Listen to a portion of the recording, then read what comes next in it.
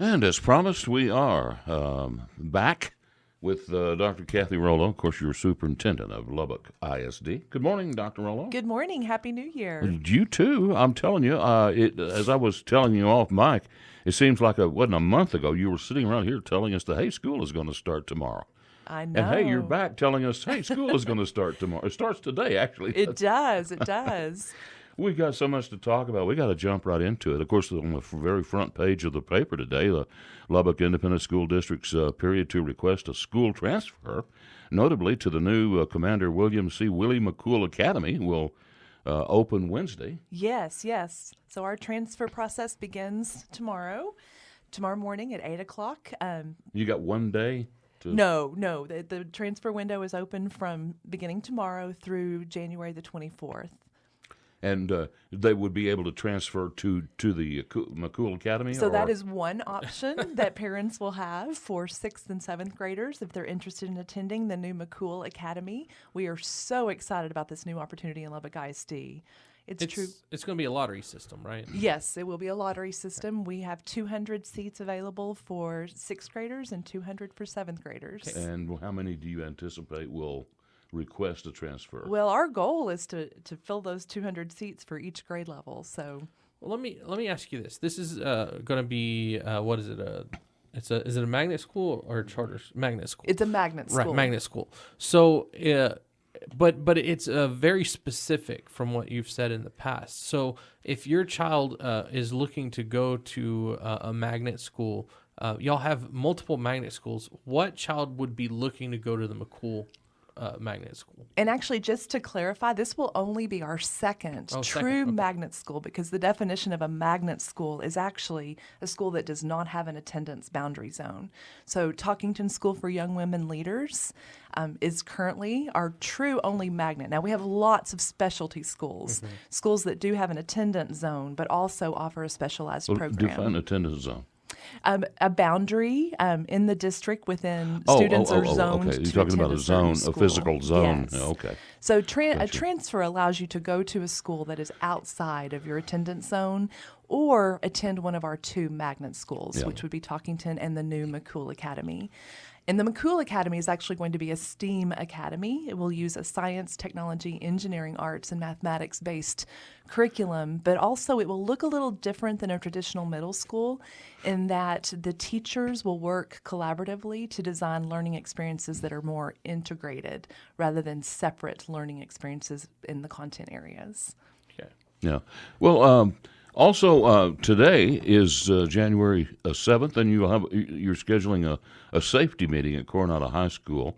Is that tonight? Yes, it is tonight. And this is going to be for the citizens to attend? Yes. And express their opinion, I suppose, about safety issues Absolutely. with the school. This is actually our second one. We held one right before the holidays at Estacado, and then this one tonight, and then we'll have one each month until April. We're having one in each of the feeder patterns, and then we're having one just for educators as well. It's just a chance for us to share what we've put into place over the last 18 months with regard to safety and security, and then get feedback from the community on what they would like to see in place. Yeah. And some of the things that that y'all said you were going to talk about, one is the bond, how it was used. Others were safety issues that safety. It's all about safety. Yes. And then the third thing I think that was on there was the whether or not teachers should be armed. Yes. And so my question was, y'all have had one meeting. Did y'all get a large response to that first meeting? What was the consensus of the citizens?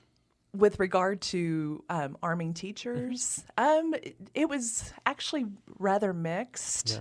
Which is expected to some extent. Absolutely. So we're just getting feedback right now from the community around two different options that are available to us as a school district if we choose to go down that road. We're using this data that we're gathering at these meetings to share with our Safety and Security Committee, which is a community committee that we have in place that meets quarterly, and then that committee will make a recommendation to our Board of Trustees. Now, there's been a lot of equipment and a lot of remodeling done to the schools regarding Yes. safety. Are we about done with that, or there's still a lot to go? No. It'll take us probably 3 to 5 years to complete all of the projects, just because some of them are involving quite a bit of reconstruction.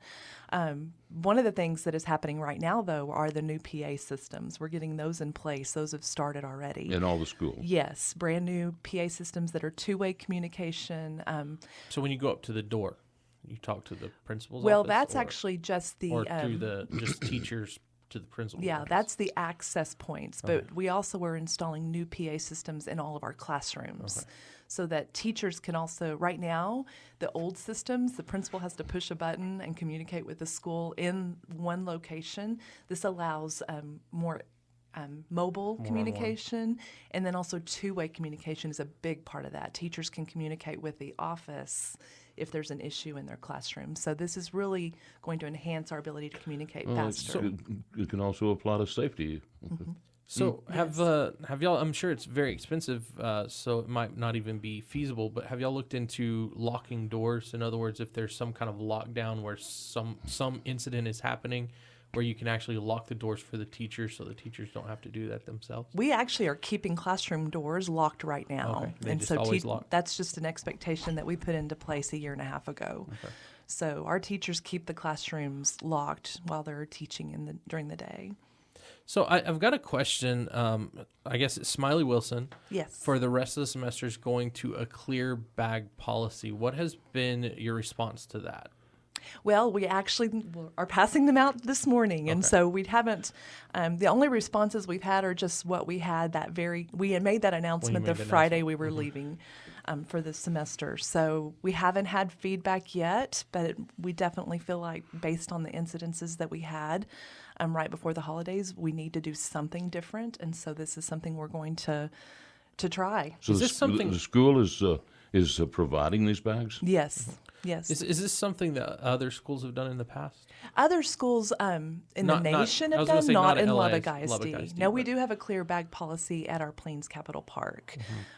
We put that into effect this year, but as far as backpacks being clear, this is the first time we have tried that. So is there any worries, and I don't know, I don't know anything about a clear bag policy, but like HIPAA laws or anything like that, because you can see people's medications and whatnot and whatever they carry with them? Well, students aren't supposed to carry medications anyway. Those are supposed to be in the nurse's office and dispensed there. And so, no, I mean, again, this is the first time we've tried this. We just felt like we needed to do something to ensure that our students are safe, and this is just one measure that we're putting into place. Okay. What other measures are you putting at Smiley Wilson? So we are adding a police officer to be at Smiley Wilson full-time. And then we also are having the students wear lighter jackets so that they're easier to see if they're trying to carry something they shouldn't. And then just some things that we're putting into place as far as visibility with teachers, being in the hallways and those kinds of things. So I'm going to get in trouble for this, but are you worried that moving the kids from Smiley Wilson, which I don't know that there's any bad kids at Smiley Wilson, but spreading them between two other schools, are you worried that you're going to have the same problems at those other two schools? Well, the incidences of behavior issues are about the same across all of our middle schools. Okay. And so this is just a very unusual situation that we're dealing with at Smiley Wilson right now, and it's just a very small handful of students. I was going to say, y'all had what, 3 incidences that happened? And was it the same student that did it? Or, okay. No, because the students are facing expelled. Disciplinary action. Okay. Yes. Well, it is 7:17, so let's take a quick break, and then we'll come back and talk more with Dr. Kathy Rollo, your superintendent of Lubbock ISD. If you have a question for her, our text lines are open, 806-680-2790. Back in a moment. And we are back with Dr. Kathy Rollo, your superintendent of Lubbock Public Schools. And we wanted to talk more, I think, about this transfer policy. I guess there's maybe some confusion, certainly was with me, about who can transfer and when. And where. Yeah, and where. Right. Who, when, and where. So if any parent or student is interested in attending a school that is not in their current attendance zone, where they are zoned to attend, if they want to participate in a specialty program or they just want to attend a different school for whatever reason, then the transfer window opens tomorrow and closes on January the 24th. And the change this year is that in the past, it was a first come, first served basis. So the parents who were on the computer at the time that window opened were the ones who were more likely to get and a spot. I've been told about people who were sitting on their Yes. computer at midnight waiting for so that to happen. We wanted to create more equity and access to our programs. And so what the changes for this year is if you have a sibling in the school or if you have a parent who is an employee at the school, you'll be given preference. But other than that, it is going to be a lottery system based on the number of seats that are available at each campus. And so after the 24th, that lottery system will kick in. Students who have better attendance and better discipline will also be given preference in the lottery system. So let's say there are... But not grades? No, not grades, because our policy right now, our board policy, addresses attendance and behavior. And so grades are not a factor. Now, grades are a factor in our magnet school, Talkington. Tell me this. If you're a parent, and let's say you have a child that, has difficulties with learning, is there a school that they could transfer to that might better suit them?